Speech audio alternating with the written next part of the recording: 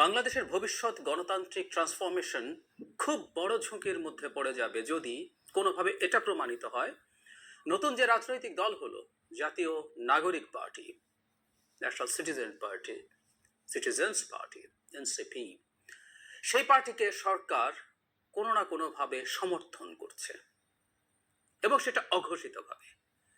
এর মধ্যে এই দলটাকে নানা রকম কারণে সোকল কিংস পার্টি হিসাবে ট্যাগ করার এক ধরনের টেন্ডেন্সি আছে এবং সেটার ভ্যালিড গ্রাউন্ডস আছে, সেটা নিয়ে আমিও বহুবার কথা বলেছি, পারসেপশন আছে।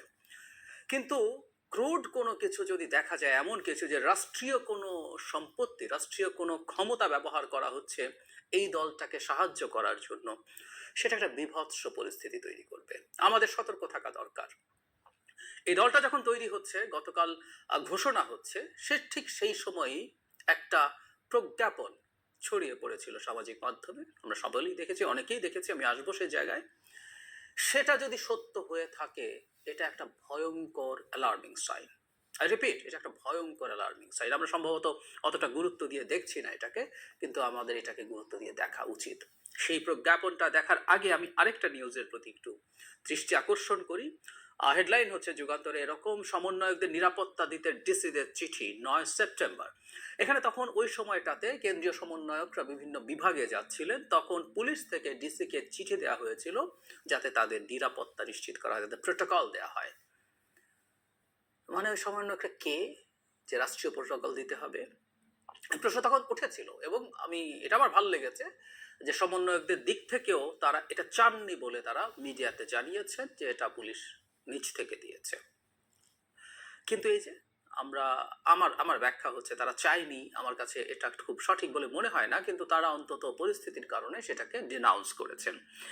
এবার আমাদের সামনে যে জিনিসটা আসলো সেটা হচ্ছে পিরোজপুরের জেলা প্রশাসক 5টা বাস চালক সহ রিকুইজ করার জন্য আদেশ দিচ্ছেন, যেই 5টা বাসে করে জাতীয় নাগরিক কমিটির সদস্যরা, লোকজন ঢাকায় যাবেন এবং সেখানে কার সাথে যোগাযোগ করতে হবে, মোহাম্মদ মুসাব্বির মাহমুদ সানি, প্রতিনিধি জাতীয় নাগরিক কমিটি, নিকে তার দখল বুঝিয়ে দিতে হবে। আমরা জানি পুলিশের এই সক্ষমতা আছে রাষ্ট্রীয় বা প্রশাসনিক অতি জরুরি কোনো কাজে ব্যক্তিগত সম্পত্তির একটা সময়ের জন্য দায়িত্ব নিয়ে নেওয়া, দখল নিয়ে নেওয়া, রিকুইজ করা বলি আমরা, রিকুইজ করা, সেটা তারা করতে পারেন এবং সেই আইনের বলে তারা এই কাজটা করতে নির্দেশ দিচ্ছেন।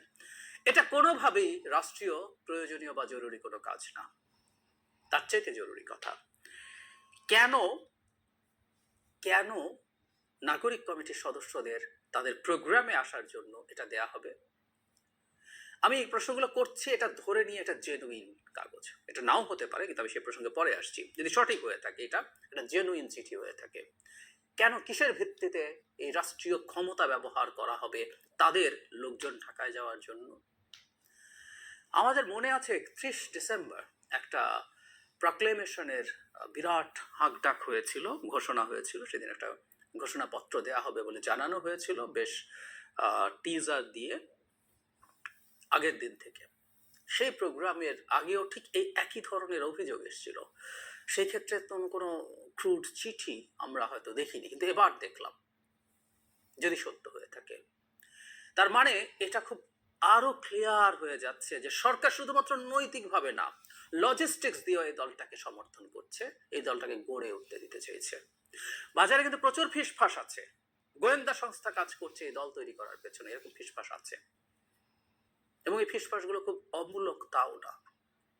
সুতরাং এই যাবতীয় প্রসেসের সাথে, যেখানে তাদের উপদেষ্টারা এখন রয়ে গেছেন, প্রধান উপদেষ্টার মন্তব্য মিসলিডিং অ্যাটলিস্ট, তিনি যেভাবে বলেছেন সেটাকে কেউ এভাবে ব্যাখ্যা করতেই পারে যে তিনি ছাত্রদের দলের প্রতি শুধু অভিনন্দন জানানো না, তিনি তাদের দলকে সাহায্য করতে প্রস্তুত আছেন বা উনি বায়াসড তাদের প্রতি, এই ধরনের ইন্টারপ্রিটেশন করা যায়। সেই জায়গায় যখন এই ধরনের চিঠি আমাদের সামনে আসে, এটা খুব ভয়ঙ্কর বার্তা দেয়।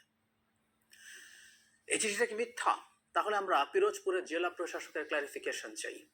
তিনি মিডিয়ার সামনে এসে বলুক তার একটা ফেক চিঠি দেয়া হয়েছে, এটা ফেক, এবং নাগরিক কমিটির যিনি আছেন তাকেও এই কথাগুলো প্রকাশ্যে এসে বলতে হবে। এতগুলো ঘন্টা পেরিয়ে গেল, কেউ তো কিছু বললেন না।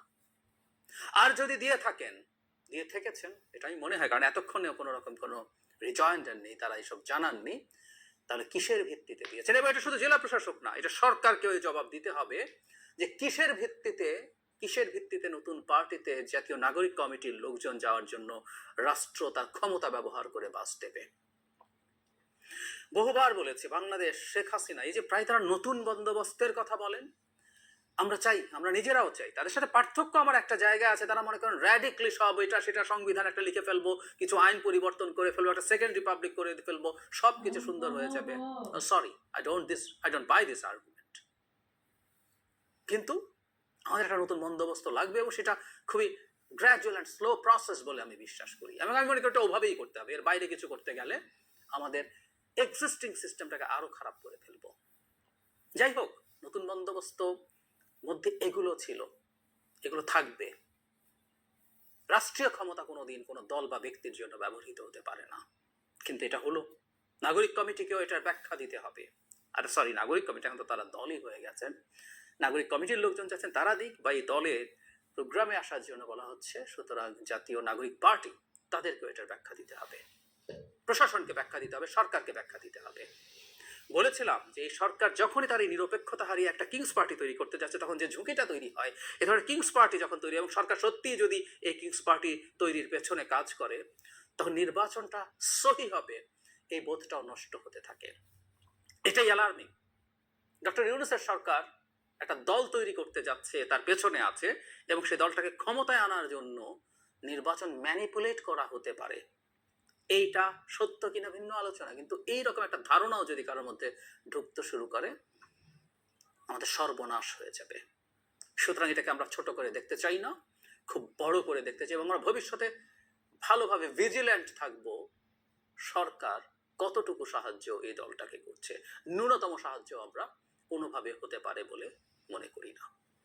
পিরোজপুরের যে ডিসি, যে ডিস্ট্রিক্ট কমিশনার মহোদয়ের যে অফিস, এটা রিকুইজিশন করতে হেল্প করেছে, এবং পুরোপুরি এইটার কিছু অ্যালিগেশন আমাদের উদ্দেশ্য করেও বলছে যে এই ক্ষেত্রে ইন্টারিম গভর্নমেন্ট এখানে হয়তোবা এই বাসগুলো রিকুইজিশন করতে হেল্প করেছে।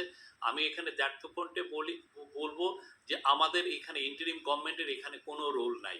যেটা হয়েছে, যেটা আমরা পিরোজপুরের ডিসির সাথে কথা বলেছি, ডিসি আশরাফুল আলম জানিয়েছেন যে গতকাল বা তার আগের দিন থেকেই বৈষম্য পিরোজপুর শাখা বৈষম্য বিরোধী ছাত্র দল এবং নাগরিক কমিটি তাদের কাছে বাস রিকুইজিশনের জন্য জানিয়েছেন, এবং তারা তাদেরকে ডিসি মহোদয়ের কাছে একটা চিঠিও দিয়েছেন।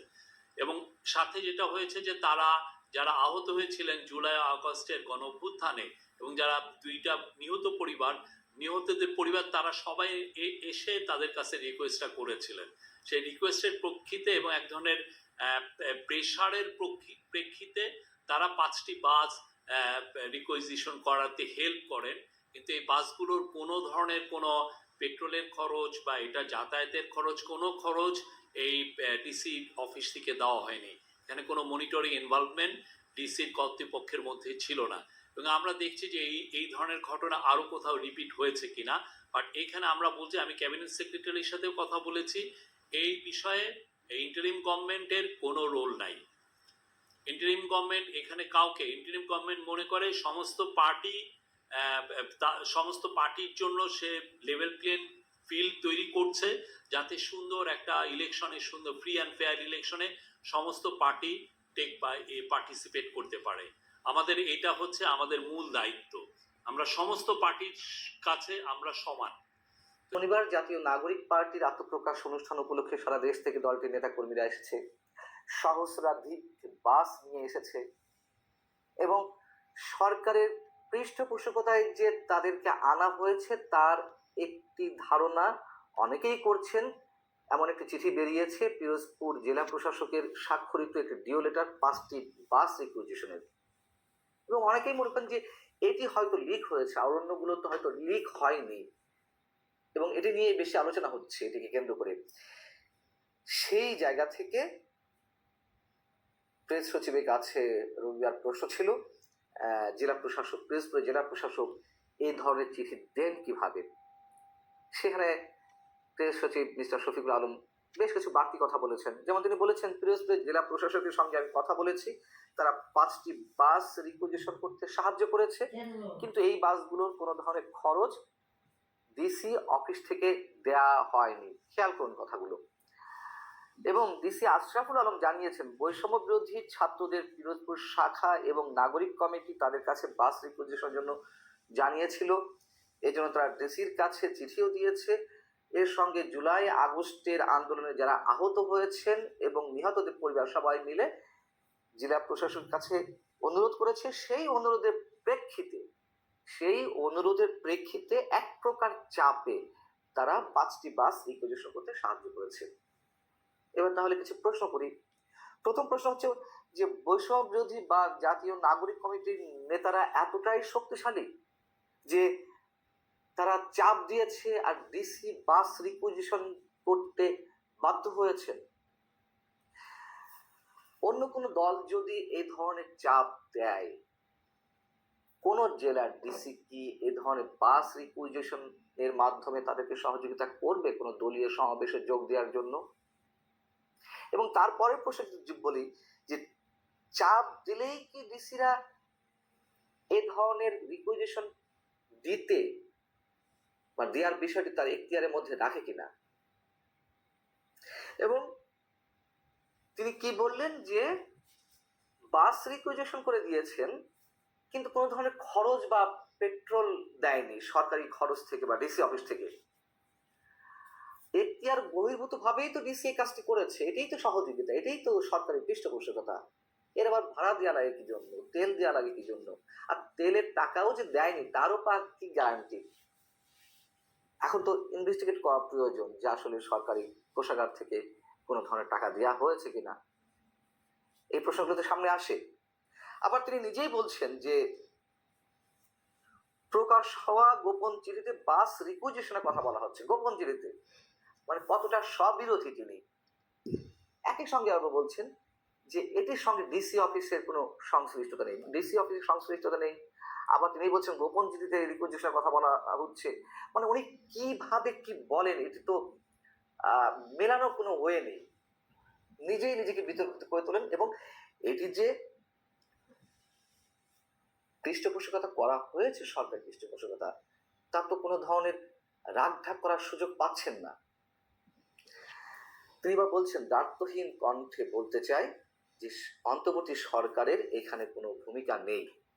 ভূমিকা তো অবশ্যই আছে। ডিসি অফিস কি সরকারের বাইরে? এবং এটি তো সবাই এখন মনে করে যে এটি ডক্টর মোহাম্মদ ইউনূসের দল, ডক্টর মোহাম্মদ ইউনূসের কিংস পার্টি। এবং সেই কিংস পার্টির অন্যতম একজন সহায়ক শক্তি হচ্ছেন প্রেস সচিব। এটি অনেকেই মনে করেন। নইলে নাহিদ ইসলাম যে গত কয়েকদিন আগে পদত্যাগ করলেন, এই দলের আহ্বায়ক পদে যাওয়ার জন্য উপদেষ্টা পদ থেকে পদত্যাগ করলেন। আচ্ছা, পদত্যাগ করার পরেও আমরা তাকে সাংবাদিক সম্মেলন করতে দেখেছি। সেই সাংবাদিক সম্মেলনে কাদের পাশে বসে পড়েছেন? এই প্রেস সচিব মিস্টার শফিকুল আলম বা উপ প্রেস সচিব আরো যারা ছিলেন, তাদের দুজনকে সাথে নিয়েই তো তিনি নাহিদ ইসলাম প্রেস কনফারেন্সটি করলেন। তিনি বললেন যে কি জন্য তিনি পদত্যাগ করেছেন না করেছেন, তিনি করলে তো এই কথাগুলো তো একা বলবেন। এবং কোন প্রোটোকলে পদত্যাগ করার পরে একজন অব্যাহতি দেওয়া বা অব্যাহতি পাওয়া উপদেষ্টার সাথে প্রধান উপদেষ্টা প্রেস সচিব বসতে পারেন? এর কি ব্যাখ্যা দিবেন? ব্যাখ্যা তো তারা নানান তাল বাহানায় বিভিন্ন ধরনের উত্তর দিতেই থাকেন। কিন্তু এই যে প্রশ্নগুলো বেরিয়ে আসছে, অন্তর্বর্তী সরকার সব দলের জন্য লেভেল প্লেইং ফিল্ড নিশ্চিত করছে। শফিকুল আলম একই সঙ্গে এই কথাটিও বলেছেন। এগুলো তো লেভেল প্লেইং ফিল্ডের মধ্যে পড়ে না কোনোভাবে। আরেকটি কথা এর সঙ্গে উল্লেখ করতে হয় যে এত টাকা খরচ হলো একটা পার্টির আত্মপ্রকাশে, যেটি ছাত্রদের পার্টি বলা হচ্ছে, খরচটি কোত্থেকে এলো? এবং সেই প্রশ্নের জায়গা থেকে একটি বেসরকারি টেলিভিশন টক শোতে জাতীয় নাগরিক পার্টির অন্যতম নেতা সারোয়ার তুষার তিনি কি ব্যাখ্যা দিয়েছেন? তিনি বলেছেন যে তাদের 187 জন জাতীয় নাগরিক কমিটির সদস্য ছিল। জাতীয় নাগরিক কমিটি থেকে তো জাতীয় নাগরিক পার্টি, যাই হোক, সেই কমিটি 187 জন সদস্য ছিল, তাদের নিয়ম হচ্ছে প্রতি মাসে 1,000 টাকা করে দেওয়া। সেই টাকা থেকে নাকি খরচগুলো উঠানো হয়েছে। আচ্ছা, 1,000 টাকা করে দিলে প্রতি মাসে কত টাকা আসে? 1,87,000 টাকা। তিনি বলেছেন যে কেউ কেউ 5-10,000 টাকাও দেয়। আমি ধরে নিলাম আরো 1 লাখ টাকা হয়, 2,87,000 টাকা। এটি দিয়ে নাকি তাদের সব ধরনের খরচ চলে। তারা রাজধানী বাংলা মোটরে যেই অফিসটি নিয়েছে, সেই অফিসের ভাড়া কত? ন্যূনতম 50,000 থেকে 1 লাখ টাকা। তো 4-5 মাস আগে বা 5-6 মাস আগে যদি জাতীয় নাগরিক কমিটি গঠিত হয়ে থাকে, প্রতি মাসে কয় টাকা এসেছে আর তাদের অফিস খরচ কয় টাকা গিয়েছে, এর মধ্যে তো তারা নানান ধরনের কর্মসূচি পালন করেছে, সেই টাকাগুলো কোথায় গেছে? সবচেয়ে বড় কথা, ধরে নিলাম যে 1 টাকাও খরচ হয়নি তর্কের খাতিরে, টাকা তো আর কোত্থেকে আসে, এগুলো আমরা আসলে এইভাবে মন্তব্য করা নিশ্চয়ই ঠিক হবে না যে এক্স্যাক্টলি হিসাবে এখনই দিই কোনো তথ্য প্রমাণ ছাড়া। সেগুলো তো খুঁজলে অবশ্যই অনেকের কাছে আছে। যাও, এখন বিষয় হচ্ছে যে আমি যদি ধরেই নিই 1,87,000 আর আরো 5-10,000 টাকা করে কেউ কেউ বেশি দেয়, গড়ে 2,87,000, 3 লাখ টাকা, তো 5 মাসে 15 লাখ টাকা। যেই অনুষ্ঠানটি হয়েছে আত্মপ্রকাশের রাজধানীতে মানিক মিয়া এভিনিউতে, কারো কি মনে হয় যে 15 লাখ টাকা খরচ হয়েছে? কি ধরনের সুন্দর হিসাব দিল, আর তা মেনে নিতে হবে। আচ্ছা, তারপর আবার তিনি বলেছেন যদি কারো সন্দেহ হয় না, দুদককে বলা যেতে পারে যে এই পার্টির টাকা কোত্থেকে আসছে, কিভাবে খরচ হচ্ছে। দুদকের ঘাড়ে কয়টা মাথা আছে এখন? এর আগে রাজনৈতিক সরকারগুলোতে বা তর্কের খাতিরে যদি আমি একেবারে শেষ সময় সরকারের কথা নিয়ে আসি, আওয়ামী লীগের সময় দুদকের ঘাড়ে কয়টা মাথা ছিল? আওয়ামী লীগের কোনো মন্ত্রী, এমপি বা দলীয় নেতা কর্মীদের বিরুদ্ধে তদন্ত করা, যা কিছু হয়েছে, কতটা আইওয়াস যে কটি হয়েছে আমরা জানি। যাও, দুদকে তো ফোন যাচ্ছে ছাত্র নেতাদের পক্ষ থেকে, যাদের বিরুদ্ধে তদন্ত আছে, কারো কারো বিরুদ্ধে যেন তদন্ত না হয়। তদবির বাণিজ্য শুরু হয়েছে, এই কথা ট্রান্সপারেন্সি ইন্টারন্যাশনাল বাংলাদেশ টিআইবির নির্বাহী পরিচালক ডক্টর ইফতেখারুজ্জামান নিজে বলেছেন ছাত্ররা কিভাবে দুর্নীতি জড়িয়ে পড়ছে এবং দুদকে কিভাবে ফোন যাচ্ছে। মধ্য কথায়, এটা তো ডক্টর মোহাম্মদ ইউনূসের কিংস পার্টি, এটা অনেকেরই বদ্ধমূল ধারণা। আরো তো অনেক হিসেব আছে যে কেন কিংস পার্টি, কিভাবে কিংস পার্টি হিসেবে আমরা এটি গণ্য করতে পারি।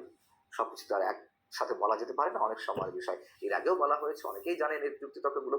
যাও, মিস্টার শফিকুল আলম প্রেস সচিব যে কথাগুলো বলছেন, তাতে তো তিনি নিজেও প্রমাণ করেছেন তিনি নিজেই এই পার্টির একজন বিশেষ সহযোগী। আল্লাহ হাফিজ, ভালো থাকুন।